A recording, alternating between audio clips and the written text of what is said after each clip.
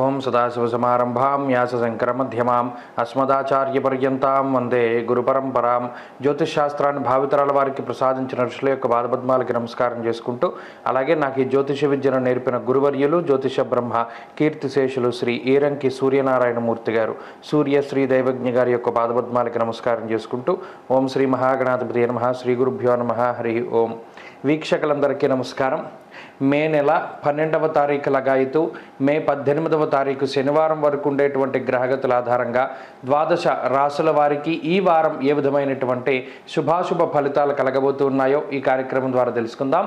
అందులో భాగంగా ఈ వారం ఉండేటువంటి గ్రహగతులను గమనిద్దాం. ఈ వారంలో 14వ తారీఖున రవిగ్రహం యొక్క మార్పు వృషభ రాశిలోకి జరుగుతూ ఉన్నది. రవిగురులు వృషభ రాశి యందు సంచారం చేస్తూ ఉండగా మేషరాశి యందు శుక్రబుధులు, అలాగే మీనరాశి యందు కుజరాహువుల యొక్క సంచారం ఉన్నది. కుంభరాశి యందు శనేశ్వరుడు, కన్యాకేతువు సంచారంలో ఉన్నారు. ఈ వారంలో చంద్రుడు మిథునం, కర్కాటకం, సింహం, కన్యా రాశుల యందు ఆయన యొక్క సంచారాన్ని కొనసాగించబోతూ ఉన్నారు. ఇటువంటి పరిస్థితుల్లో ద్వాదశ రాశుల వారికి ఏ విధమైనటువంటి ఫలితాలు కలగబోతున్నా తెలుసుకుందాం. అందులో భాగంగా మొదటిది మేషరాశి. మేషరాశి వారికి ఈ వారం మిశ్రమమైనటువంటి గ్రహస్థితి గోచరిస్తూ ఉన్నది. ముఖ్యంగా ఈ రాశి వారికి జన్మరాశి యందు సంచారం చేస్తూ ఉండేటువంటి శుక్రగ్రహం, 2వ స్థానమందు ఉన్నటువంటి గురుగ్రహం, లాభస్థానమందు శనేశ్వరుడు, చంద్రుడు వెరసి 4 గ్రహాల తాలూకు శుభ ఫలితాలు ఈ రాశి వారికి రానున్నాయి.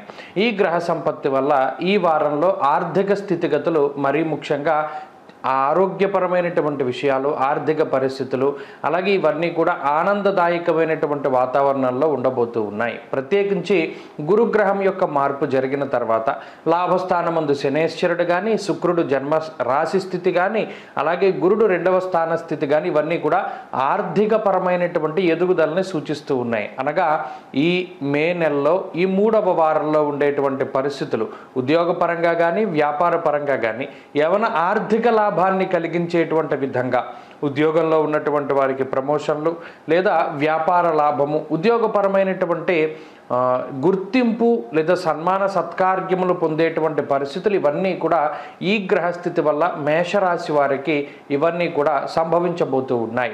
అంతేకాక ఈ రాశి వారికి ప్రత్యేకించి లాభస్థానముందు శనేశ్వరుని యొక్క స్థితి ఏదైతే ఉన్నదో, ఎవరైతే విదేశాలలో నివసించేటువంటి మేషరాశి వారు ఉద్యోగపరంగా ఇబ్బందులు ఎదుర్కొంటూ ఉంటే అటువంటి ఇబ్బందుల నుండి బయటపడేటువంటి స్థితిగతులను కూడా ఈ గ్రహస్థితి సూచిస్తూ ఉన్నది. కాబట్టి ఈ వారంలో ప్రధానంగా ఈ వారం ఉన్నటువంటి గ్రహస్థితి అంతా కూడా ఆర్థిక పరమైనటువంటి ఎదుగుదలని, అలాగే కుటుంబపరమైనటువంటి మానసిక ప్రశాంతతని పొందేటువంటి స్థితిని ఎక్కువగా సూచిస్తూ ఉన్నాయి. అంతేకాకుండా దూరత్ర ప్రయాణాలు చేయాలి అనుకునేటువంటి వారు, తీర్థయాత్రలు, పుణ్యనదీ స్నానాలని ఆచరించాలి అనుకునేటువంటి వాళ్ళందరికీ కూడా ఈ వారం గ్రహస్థితి కలిసి వస్తుంది. అలాగే ఆరోగ్యపరమైనటువంటి ఎదుగుదల కనబడుతూ ఉన్నది. మరి ముఖ్యంగా తోబుట్టువులతో ఉండేటువంటి సఖ్యత పెరుగుతూ ఉంటుంది. అంతేకాక ఉద్యోగపరమైనటువంటి విషయాలు చాలా సానుకూలంగాను, అలాగే వ్యాపారపరమైనటువంటి విషయాలు చాలా లాభసాటిగాను కనబడుతూ ఉన్నాయి. మరి ముఖ్యంగా మీరు తలపెట్టేటువంటి ప్రతి కార్యము కూడా అవి శుభ కార్యక్రమాలు, పుణ్య కార్యక్రమాలు ఏవైనా సరే అవన్నీ దిగ్విజయంగా మీరు పూర్తి చేయగలుగుతారు. ప్రణాళికాబద్ధమైనటువంటి జీవనాన్ని గడపగలుగుతారు. విద్యార్థులకి గ్రహగతులు చాలా అనుకూలంగా ఉన్నాయి. స్త్రీలకు ప్రత్యేకించి ఈ గ్రహస్థితి మానసిక ప్రశాంతతని, ఆరోగ్యాన్ని కలిగిస్తూ ఉంటుంది. మేషరాశి వారు ఈ వారం మరింత అనుకూలమైనటువంటి ఫలితాలని సాధించడానికై విష్ణు సహస్రనామ స్తోత్రాన్ని పారాయణ చేస్తూ ఉండడం చెప్పదగినటువంటి సూచన. ఈ వారంలో కలిసి వచ్చేటువంటి రోజు శనివారంగా చెప్పవచ్చును. అదృష్ట సంఖ్య 1, అదృష్ట వర్ణము లేత పసుపు రంగు. తదుపరి వృషభ రాశి.